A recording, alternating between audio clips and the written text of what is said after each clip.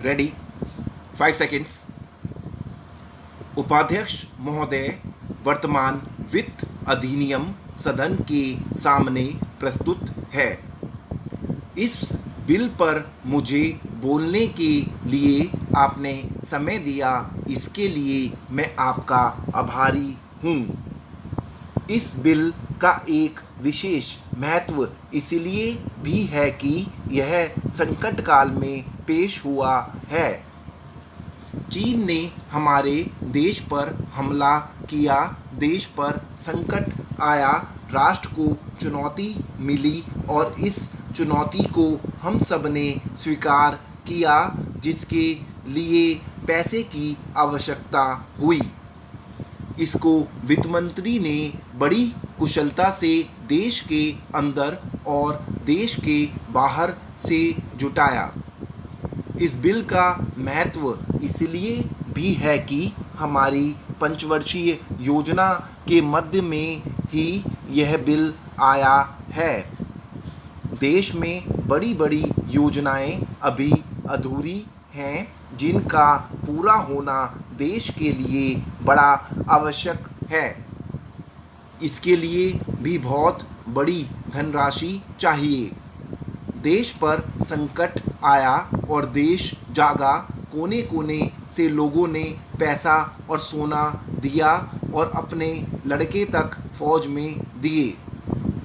इस देश में किसानों और गरीबों का जो वर्ग है, उसने भी दिल खोलकर इसमें सहयोग दिया।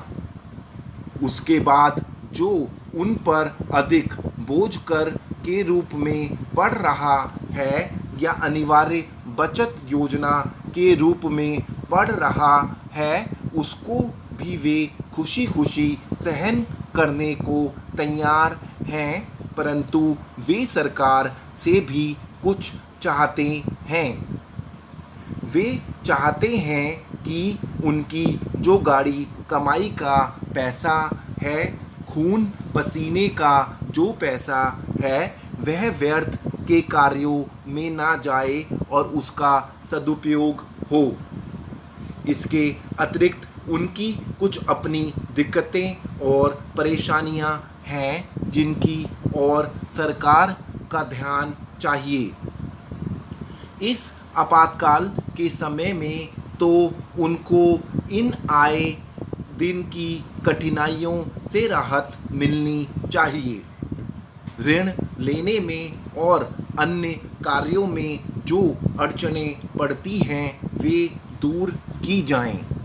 किसान भारत की रीढ़ है, अगर इनको सुविधाएं दी जाएगी तो देश आगे बढ़ेगा।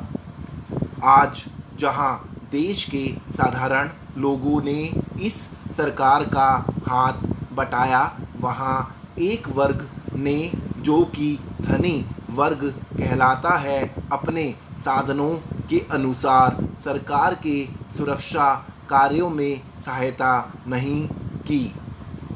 मैं यह नहीं कहता कि उन्होंने बिल्कुल सहायता नहीं की, लेकिन अपनी स्थिति के अनुसार सहायता नहीं की। जहाँ तक योजनाओं का संबंध है, इस देश को समृद्धशाली बनाने के लिए योजनाओं पर काफ़ी काम हो रहा है।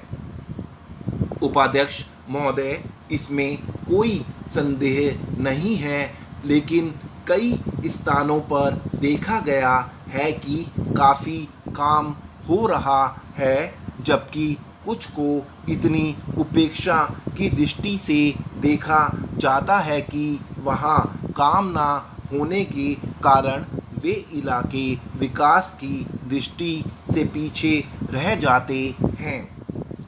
मैं उत्तर प्रदेश का उदाहरण आपके सामने रखना चाहता हूँ।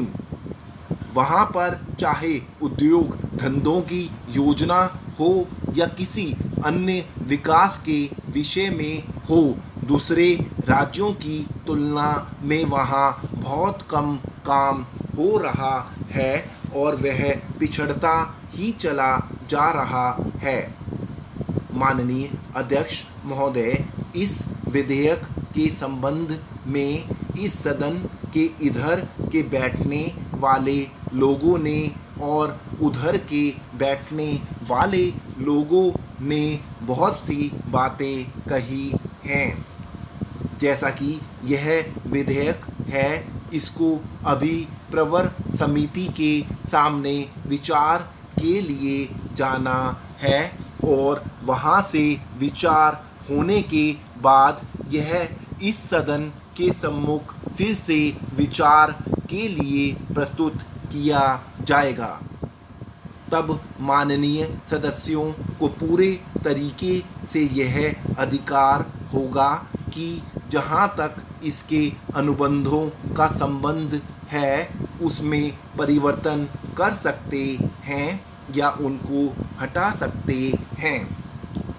कल से जो बातें हो रही हैं वह सब नोट की गई हैं और मैंने बहुत सी बातों को सुना है।